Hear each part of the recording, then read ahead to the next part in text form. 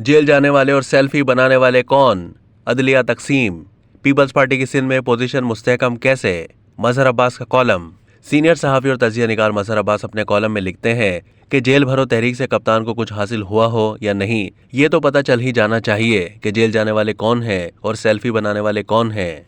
खैबर पख्तूनख्वा में जो कुछ हुआ उसके बाद तो अगर फिर टिकट सेल्फी वालों को ही मिलता है तो ये कुर्बानी देने वालों की बदकिस्मती होगी। बात लॉन्ग मार्च की हो, धरने की या जेल भरने की, इसके मुमकिन नताइज हासिल हुए हों या नहीं, मगर इसका फ़ायदा इमरान खान और पीटीआई को मुसलसल ज़िमनी इलेक्शन में हो रहा है।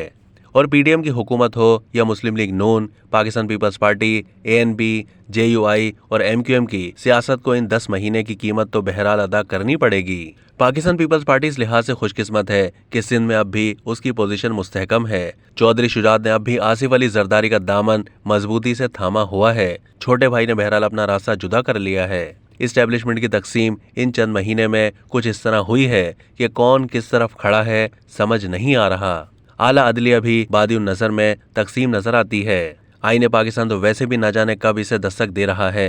हर माशाल्लाह के बाद वो दस्तक देता मगर अंदर से कोई जवाब नहीं आता।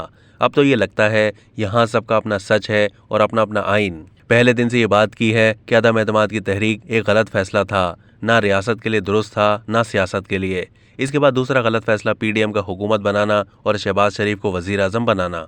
तीसरा गलत फैसला पंजाब में हमजा शहबाज का तजर्बा, फिर चौधरी परवेज इलाही के खिलाफ पहले अदम एतमाद फिर एतमाद का वोट। इस तमाम अरसे में इमरान खान अपने वोटर और सपोर्टर के साथ मुंसलिक नजर आता है। बकौल मुशाहिद हुसैन, गलती करनी है तो नई गलतियां करें, पुरानी गलतियां क्यों दोहराते हैं। अब तक के लिए इतना ही। मजीद मालूमात के लिए डेली जंग के यूट्यूब चैनल को सब्सक्राइब कीजिए।